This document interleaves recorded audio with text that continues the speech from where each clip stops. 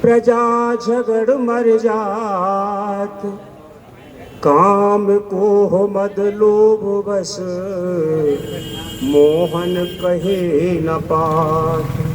कलयुग की बहो विचित्र गति। परम प्रेमी संत भक्त जनों, आह्लादनी शक्ति नित्य निकुंजेश्वरी भगवान श्री कृष्ण की प्राणात्मा श्री राधिका रानी के पावन प्राकट्य उत्सव पर श्री धाम बरसाना में ये वाले ना आ रहे। अरे कहाँ देखो तो रहूं मैं। पीयूष कृष्णायन महाकाव्य ग्रंथ का पाठ, जो कि रामचरितमानस की तरह दोहा, छंद, चौपाई, शोरठा में विरचित है। इसको कल प्रातः काल से ही आप लोगों ने श्रवण किया है। इसमें भगवान श्री राधा कृष्ण की दिव्याति दिव्य अलौकिक अनुपमेय कथाओं का श्रवण आप लोगों ने किया है। ज्ञान, प्रेम, भाव, भक्ति से परिपूर्ण इसमें त्रिवेणी की धारा प्रवाहित हो रही है। संत भक्त गोता लगा करके जो इसमें स्नान करते हैं, उनकी समस्त लौकिक और पारलौकिक कामनाएं निश्चित ही पूर्ण होती हैं। यह ग्रंथ हिंदी के सरल ब्रज भाषा में लिखा गया है। हर कोई साधारण रूप से इन चौपाइयों को, दोहा को, शोरठा को समझ सकते हैं। हे प्रेमियों, इस दिव्य ग्रंथ की जो रचना अनंत विभूषित नैष्ठिक बाल ब्रह्मचारी श्री संत मोहनदास जी महाराज ने किया है, साक्षात राधा कृष्ण का दर्शन कर, अर्थात उनका प्राकट्य कर, उन्हीं के आदेश से इस ग्रंथ की रचना की गई। आज जो जनमानस में अत्यधिक प्रचलित है, संत भक्त प्रेमी जन इसका पठन पाठन करके अपनी समस्त मनोकामनाएं पूर्ण कर रहे हैं। इस ग्रंथ के अंतर्गत महाभारत, भागवत, गीता जी, 4 वेद, 6 शास्त्र, 18 पुराण, 12 मीमांसा, सबका निचोड़, सबका सार, अतिसार इस पीयूष कृष्णायन ग्रंथ में दुआ, छंद, चौपाई, शोरठा के माध्यम से दिया गया है। इसमें हमारे पूरे भारतवर्ष के 33 कोट जो तीर्थ स्थल है, यानी उनका महत्व, कौन से तीर्थ का क्या महत्व है, कौन सा देवता उसका अधिष्ठाता है, इन सब का सूक्ष्म रूप में बड़ा सुंदर सजीव चित्रण कर वर्णन किया है। श्री महाराज जी ने नाम जप के द्वारा, राधेश्याम राधेश्याम राधेश्याम नाम जप के द्वारा राधा कृष्ण की जो साक्षात झांकी की है, उस अनुभव को भी इस ग्रंथ में उन्होंने लिखा है। हे प्रेमियों, इस पीयूष कृष्णायन ग्रंथ की उपसंज्ञा अनुभव शास्त्र के नाम से है। जो इसमें लिखा गया है, अनुभव के साथ लिखा गया है। हे प्रेमियों, राधा रानी के प्राकट्य की लीला कैसे और कहां, किन परिस्थितियों में हुई, ब्रजमंडल का विस्तार कैसे हुआ, गिरिराज जी कहां से आए, यमुना जी कहां से आए, और ये ब्रज क्या है, इन सभी छिपे हुए रहस्यों को इसमें प्रकट किया गया है। हे प्रेमियों, श्रीमद् भागवत का जो 10वां स्कंद है, उस 10वें स्कंद की जो दिव्य भगवान श्याम सुंदर की लीलाएं हैं, उनका गायन इसमें किया गया है, जो कि इस ग्रंथ का मुख्य आधार है। श्रीमद्भागवत का 10वां स्कंद में जो संत भक्त गोता लगाएंगे उन्हें बड़ा आनंद आएगा। हे प्रेमियों, पाठ समापन की ओर है। श्री महाराज जी ने अपने अनुभव के द्वारा और अपनी त्रिकालज्ञता के आधार पर इस कलयुग का वर्णन किया है कि इस कलयुग में कैसे लोग होंगे और क्या स्थिति होगी, कलयुग की क्या विचित्र गति है, उसको आप श्रवण करें। कलयुग में जो धनी है वही बलवान है और वही धर्मात्मा माना जाएगा। अधिकांशतः स्त्री पुरुष न्याय और नीति को तो जानेंगे नहीं और छल कपट का व्यवहार करेंगे, अपनी काम वासनाओं की पूर्ति में बहुत चतुर हो जाएंगे। कलयुग में घूसखोरी बहुत अधिक बढ़ जाएगी। बिना धन के कोई किसी का सम्मान नहीं करेगा। जो ज्यादा बोलेगा वह ब्राह्मण कहा जाएगा। लंबी लंबी जटाएं रखने वाले, लंबे नाखून रखने वाले ढोंगी, छल कपट करने वाले को बहुत ऊंचे संत मानेंगे लोग। दूसरों की हंसी उड़ाने वाले, मजाक करने वाले, झूठ बोलने वाले बहुत होंगे। घरों में शुद्धता नहीं होगी, सफाई देखने को नहीं मिलेगी और ढोंग में बुरी चाल चलने वालों की संख्या अधिक हो जाएगी। लोग गाय की जगह पर कुत्तों को पालेंगे, यानी कुत्ता जिस जगह पर बैठ जाता है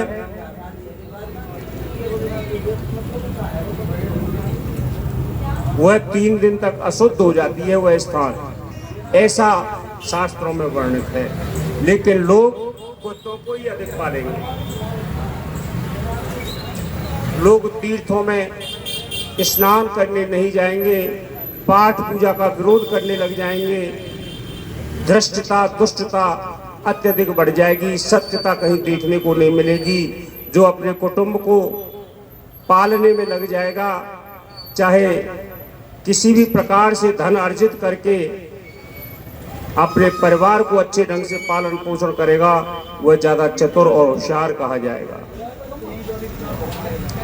तो प्रजा झगड़ मर जात, काम को हो मद लोभ वश, मोहन कहे न बात, कलयुग की बहुत विचित्र गति। प्रजा आपस में लड़ झगड़ के मर जाएगी, काम क्रोध लोभ मोह बद के वशीभूत होकर के। ऐसी कलयुग की यानी दुर्गुणों के सहित लोग आपस में झगड़ा करेंगे। निजी बल धन बल शक्ति जाने, वही नृप होए कलयुग माने। नृपति लूट मार धन लेंगे, समस्त प्रजा को दुख सब देंगे। शासन प्रजा तंत्र सब मानो, गद्दी लोभ को मारेगी जानो। हिंसा व्रत धारे सब भारी, मध्यमास पावे नर नारी। हिंसा व्रत क्रोधी सब होई, तमोगुणी अहंकारी सोई। अकाल पर बहु अकाल आते, वृष्टि बिना सब प्रजा दुख पाते। राधे राधे श्याम उचारी, हरो नाथ सब चूक हमारे। क्षुधा पिपासा व्याध चिंत, कलि दुखित जीव जान। दुख पर दुख घेरे, मूर्ख 20-30 उम्र मान। हे प्रेमियों, राजा गद्दी के लोभ में बुरे से बुरे कार्य को करने में संकोच नहीं करेंगे। स्त्री पुरुष मांस और मदिरा का सेवन करेंगे, व्यभिचारिता अधिक बढ़ जाएगी।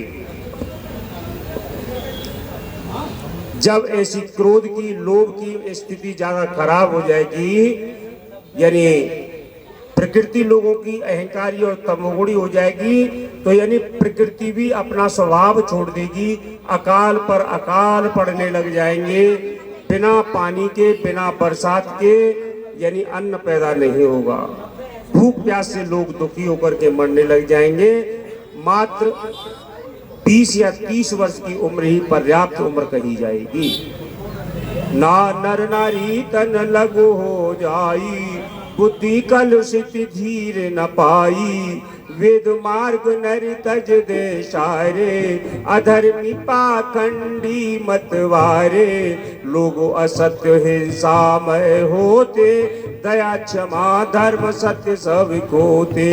सुरभि लघु अजासम होती, वर्ण सब शूद्र सम हो ज्योति। वानप्रस्थी सन्यासी होते, जय जय राधे श्यामा श्याम। ब्रह्मचारी सब गृहस्थी होते, जय जय राधे श्यामा। नाल संबंध सच्चे प्रिय साथी, कुटुंब भगनी नहीं जाती। सारहीन सब धरती होती, सब द्रुम वनस्पति लघुता ज्योति। अतिथि सत्कार जय छोड़ी जावा, में न धूर्तता सुमन लावा। राधे राधे श्यामे उचारी, हरो नाथ सब चूके हमारे। हे प्रेमियों, यानी लोगों का शरीर बहुत छोटे कद का हो जाएगा, बुद्धि कलुषित हो जाएगी, वेद के रास्ते को सब छोड़ देंगे, पाखंडी और मत वाले और अधर्मी हो जाएंगे, लोग हिंसा वृत्ति करने वाले हो जाएंगे, दया क्षमा धर्म नाम की कोई चीज नहीं रहेगी। वानप्रस्थी सन्यासी ब्रह्मचारी गृहस्थी, यानी ये जितने भी हमारे वर्ण हैं, यानी ब्रह्मचारी भी गृहस्थी हो जाएंगे और अपने माँ बाप भाई बहन परिवार के बंधु किसी को अच्छे नहीं लगेंगे। धरती भी सारहीन हो जाएगी, वृक्ष भी बहुत छोटे हो जाएंगे, लोग अतिथियों का सत्कार करना भूल जाएंगे। जब ऐसा समय आएगा, ये लोग घरों में जुआ खेलेंगे, ताश खेलेंगे, लेकिन कथा भागवत की तरफ किसी की कोई रुचि नहीं होगी। तो चराचर सर्व आत्म गुरु श्याम अंश अवतार, कले पाप ताप नाश हित निष्कलंकी अवतार। जड़ चेतन सभी में व्याप्त श्री कृष्ण अंशात्मा ही अपना गुरु है तथा श्री कृष्ण के अंश से समय समय पर अवतार होते रहते हैं। कलयुग के पाप तापों का विनाश करने के लिए भी निष्कलंकी अवतार होगा। उसका कार्य क्या होगा? दयाधेनु सुर संतु मही, पाप निवारण सार। भाव भक्ति बढ़ावन हित, श्वेत अश्व खंगधार। संत भक्तों देवताओं गायों पर दया दिखाने के लिए, उनके दुखों को पापों को दूर करने के लिए, भाव भक्ति बढ़ाने के लिए सफेद घोड़े पर सवार होकर के हाथ में तलवार लिए हुए निष्कलंकी भगवान का अवतार होगा और पापियों को बीन बीन कर मार डालेंगे। बीन मारे पापिल को धर्म हित ले अवतार, 10 सहस्त्र कृत युग मोहन होगा धर्म प्रचार। कृष्ण चंद्र जी की जय। हे प्रेमियों, राक्षसों का विनाश हो जाएगा, ऐसी कलयुग की विचित्र गति होगी। श्री महाराज जी जिन्होंने इस ग्रंथ की रचना की है, वो स्वयं अपने को बहुत तुच्छ मानते हुए भगवान श्याम सुंदर के चरणों में निवेदन करते हैं। अपराधी अपवित्र कुटिल को विचारी मोहन जानिए, पापी मलिन पतित अधर्मी अधम नीच सब मानिए। भाग्यहीन बोधिहीन लोभी लालची मोहन दास है, लंपटी लवारी झूठा विषयी मस्करे बहु मोही है। कपटी बाचाल पेटू विषयी कामी मुझे जान लो, धोखेबाज अन्यायी कसाई पामर दुष्ट जान लो। लुटेर हत्यारा दगा उठाई जे विकट मानो सही, मूरख चपल चंचक निंदक धर्मनाशक जानो सही। माया दास चुगल निर्दयी नीरस खोट धूर्त जानते। अहंकार मद अपार लोचा धन चेरा हटी मानते। न करे आशा ममता तृष्णा भिकारी मोहन दास है। चट्टू स्वादी ढोंग आलसी पाखंड मुझ में दोष है। निर्धन निकम्मा क्रोध कायर मत वाला तुम मान लो। डाह जलन मद मद सर निर्लज्ज मायावी खल जान लो। तो चालाक गर्भी जान डीठ दुर्गुणहीन ठगो। मोहन ज्वारी मान भोंदू कठोर चुपा है।